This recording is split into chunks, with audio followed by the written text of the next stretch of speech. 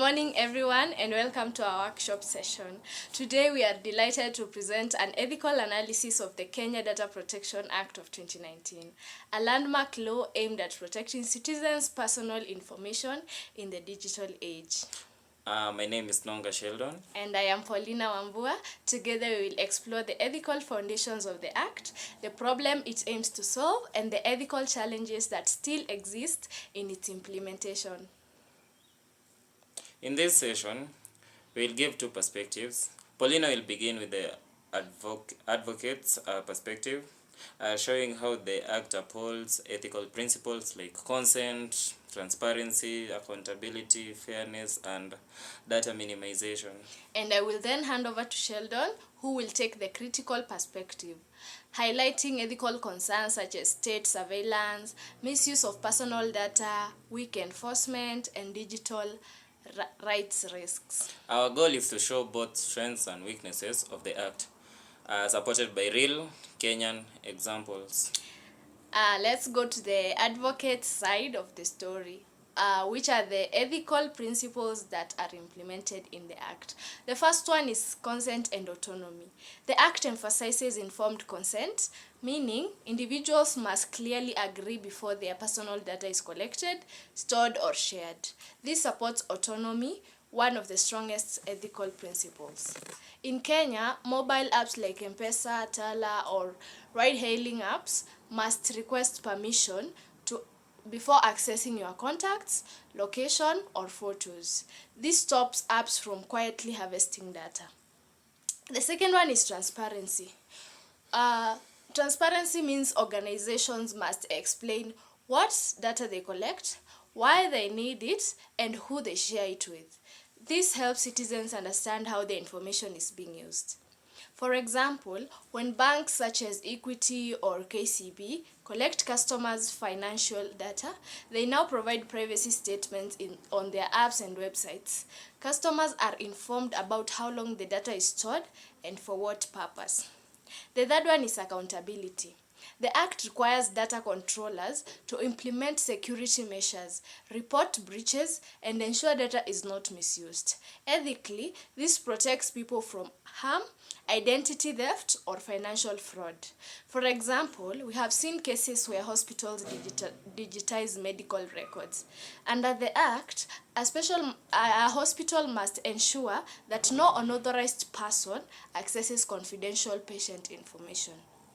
The fourth one is data minimization, whereby the data collectors are required to collect as less data as possible and nothing extra. Ethically, it prevents overcollection of data and limits potential harm. For instance, e-commerce websites should not ask for national ID or passport numbers just to deliver goods. The Act prevents such unnecessary data collection. Last but not least is the right to access and correction.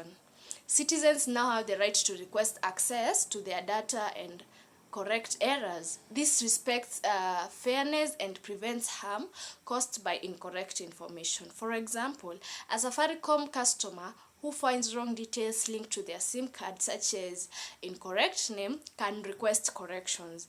The Act obligates companies to respond. In summary, the Data Protection Act promotes ethical behavior in data handling. However, its implementation still raises several ethical concerns. I will now hand over to Sheldon to discuss these issues. Going to the second section, that is the critical perspective. Thank you, Paulina. I will now discuss 5 major ethical concerns raised by the Act, especially where it falls short or where weaknesses allow for unethical practices. The first ethical concern, that is the state surveillance without consent.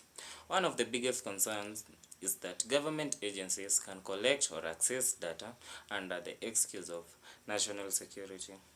For example, the installation of advanced facial recognition cameras around KCC raised public concern. Many people are not informed that biometric scanning was happening. This violates privacy and autonomy. Going to the second concern, that is misleading or forced consent. Many companies use long, complicated privacy policies that ordinary users can't understand. People often click accept without knowing what they are agreeing to. An example, some mobile apps in Kenya request access to cameras, microphones, or contact lists, even when the permission is not needed for the service. This exploits user ignorance. Going to the third concern, it's the weak enforcement by ODPC. The Office of the Data Protection Commissioner, ODPC, lacks adequate resources and power to enforce the Act effectively. This weakens the Act's ethical impact. For example, digital lenders like Zenka and Okash have reportedly been accused of leaking borrower phone contacts or sending threatening messages. Yet only a few sanctions have been issued. To the second last ethical concern about data ownership and biometric retention, there is still no full clarity on who owns biometric data collected by the government and how long it can be stored. For example, the Huduma Number project collected fingerprints, facial data, and even family information. Ethical concerns arose because citizens had little say in how this sensitive biometric data will be stored or protected. To the last ethical concern, the law enforcement access to telco data. Police can sometimes request access to call logs, SIM registration details, or location data without proper oversight. This can violate privacy. In 2023, for example, Safaricom was investigated for reportedly allowing law enforcement access to user data without court orders. This raises ethical issues of transparency and accountability. In conclusion, while the Data Protection Act upholds important ethical principles such as consent, transparency, accountability, and data minimization, it must be strengthened to address gaps in enforcement and government overreach.